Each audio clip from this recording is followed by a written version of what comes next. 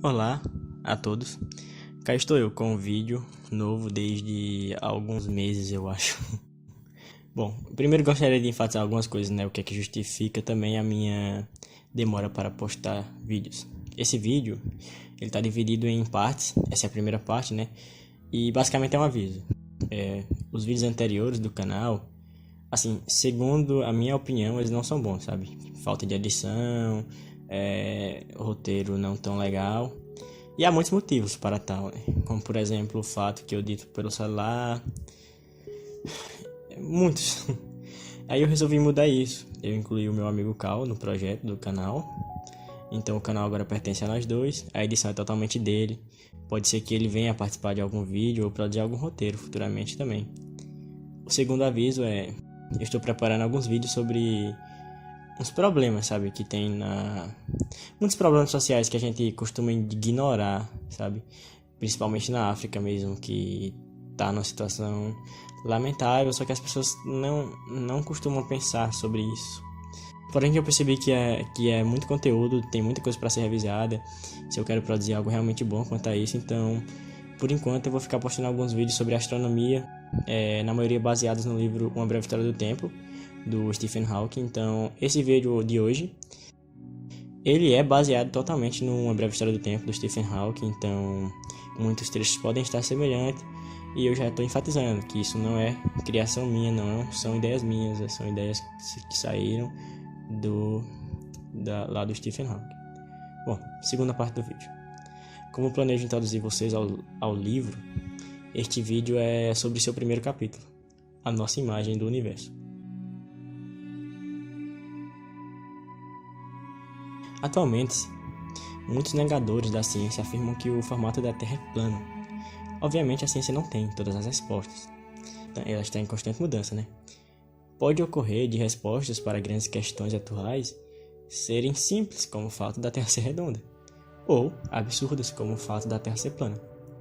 Quando vamos a um museu, por exemplo, principalmente os de história, sabemos que a maioria das coisas lá são antigas. Sabemos também que algo antigo, com relação à nossa percepção, se data de antes de Cristo, né? É uma coisa de antes de Cristo, então provavelmente é antigo. A civilização babilônica, o Código de Hammurabi e o início da escrita são todas coisas que datam de antes de Cristo, né? Segundo o calendário gregoriano. Então, logo são todas coisas antigas. Se alguém atualmente dissesse que a escrita não foi importante para o nosso avanço, seria absurdo.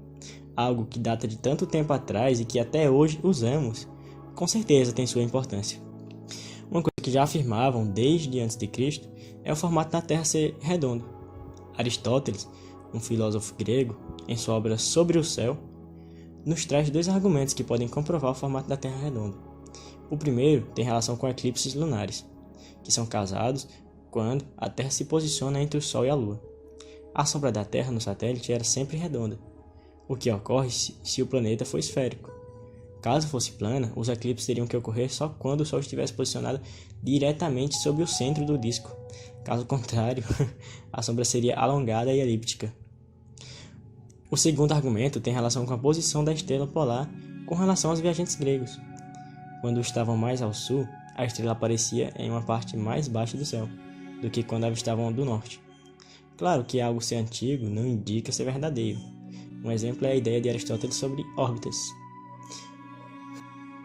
No entanto, diante de tantas evidências com relação ao formato redondo da Terra, para querer defender que na verdade é plana, tem que ter ótimos argumentos, baseado em fatos. De qualquer forma, não é importante ficar debatendo sobre coisas já consolidadas na ciência, como o formato da Terra. É um atraso.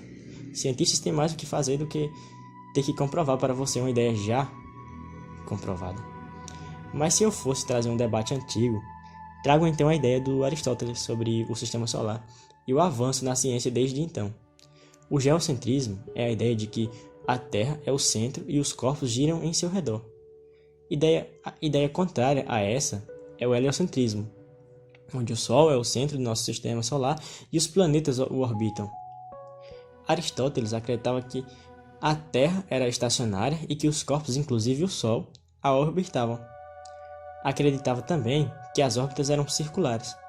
Essa ideia foi aperfeiçoada por Ptolomeu no século II d.C. Ele trouxe um modelo cosmológico completo. O centro era o nosso planeta, em seu redor vinham 8 esferas, sendo a Lua, o Sol, as estrelas e os 5 planetas até então conhecidos, que eram Mercúrio, Vênus, Marte, Júpiter e Saturno. Nesse modelo, os planetas se moviam em círculos ligados às duas respectivas esferas. Isso explica algumas trajetórias complicadas observadas no céu. Quer dizer, explicava na época, algumas trajetórias complicadas que eram observadas no céu. O modelo de Ptolomeu ofereceu previsões razoáveis das posições dos corpos no firmamento. Havia problemas, como a Lua, que teria que parecer 2 vezes maior algumas vezes para que batesse com o seu modelo. Ele reconhecia tal falha. Sua teoria foi aceita no geral. A igreja cristã adotou como imagem do universo. Aparentemente estava de acordo com as escrituras e deixava muito espaço para o céu e o inferno. Em 1514, o padre polonês Nicolau Copérnico propôs um modelo mais simples, de início sob anonimato, para não ser visto como herege. A ideia de Copérnico era que o Sol ficava estacionário no centro e os outros corpos se moviam em órbitas circulares em seu redor. Essa ideia não previa bem algumas órbitas, porque a ideia dele dizia que as órbitas eram circulares. Mas depois de um tempo, o alemão Johannes Kepler e o italiano Galileu Galilei, perdoem a minha pronúncia, ambos astrônomos, passaram a apoiar publicamente a teoria do Copérnico. Em 1609, Galileu observou no céu noturno que Júpiter era acompanhado por diversos pequenos satélites, ou luas, que orbitam em seu redor. Das duas, uma. Ou os satélites faziam movimentos muito complexos que os faziam parecer orbitar Júpiter, mas na verdade orbitavam a Terra, assim estando correta a teoria aristotélica ptolomaica, ou Copérnico estava certo. Nesse meio tempo, Kepler modificou a teoria de Copérnico. Agora as órbitas eram elípticas e não circulares. As previsões agora batiam com o observado.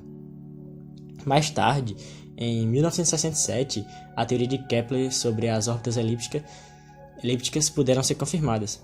Na obra Philosophiae Naturalis Principia Mathematica, do Sir Isaac Newton, nela, Newton traz a ideia da gravitação, assim descrevendo a movimentação dos corpos e uma profunda matemática necessária para analisar esses movimentos. A lei da gravitação universal de Newton diz que todo corpo no universo é atraído para outros corpos por uma força que se intensificava quanto maior fosse a massa dos corpos e quanto mais perto estivessem os corpos uns dos outros. Uma maçã é atraída para a Terra, assim como a Terra é atraída para o Sol.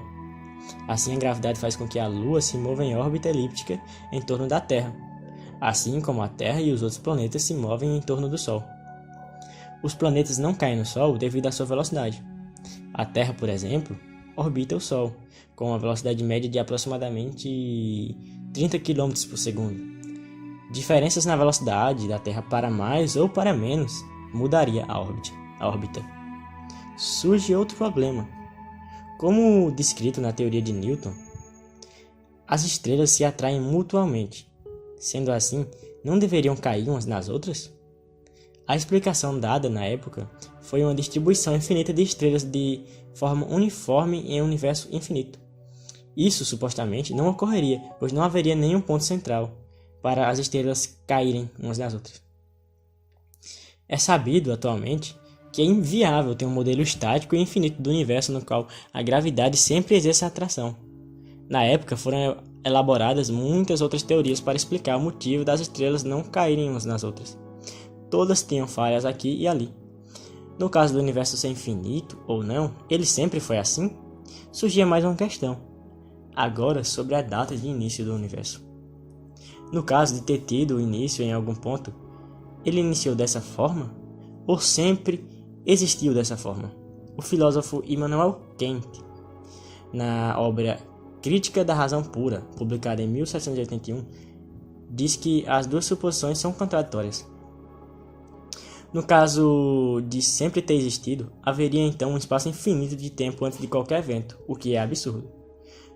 No caso de ter sido criado em algum ponto, haveria um espaço infinito de tempo antes disso. Veja que ele usa o mesmo argumento para ambas as questões, de sempre ter existido ou de ter sido criado em algum ponto. No entanto, em 1929, Edwin Hubble fez a observação de que, para qualquer ponto que olhemos, as galáxias estão todas se distanciando, o que explica as estrelas não caírem umas nas outras. E melhor, também indica que em algum ponto do tempo, as galáxias estavam todas juntas. Isso quer dizer que existiu um momento em que toda a massa do universo estava concentrada em um só lugar. Esse é o Big Bang. O conceito de tempo antes do Big Bang não faz sentido, pois se houve algum evento anterior ao Big Bang, esse não afeta as condições atuais do universo. O início da física se dá com o Big Bang. Logo é possível dizer que o tempo teve início a partir do Big Bang. O Big Bang não impossibilita a existência de um criador, só impõe limite para a época em que tudo foi criado. A partir daí, o que se tem é a história. 300 mil anos após o Big Bang, a matéria se estrutura de forma complexa, formando partículas como átomos. A história dos átomos, moléculas e suas interações é denominada química. Há cerca de 3,8 bilhões de anos, em um planeta chamado Terra, certas moléculas se estruturam de forma complexa, formando organismos. A história dos organismos é denominada biologia. Somos todos resultado de uma longa história, física, química e biológica. E atualmente queremos negar a ciência, o conhecimento que explica toda a trajetória do universo da humanidade, basicamente a sua trajetória. Agradeço sua atenção ao vídeo. Quero enfatizar novamente que este roteiro é baseado em obras como Uma Breve História do Tempo e Trechos do Fim. É baseado em trechos do início do livro Sapiens, Uma Breve História da Humanidade. Todas as ideias do vídeo não são originalmente minhas, são, na maioria, retiradas de ambos os livros. Agradeço a atenção de todos até o fim do vídeo.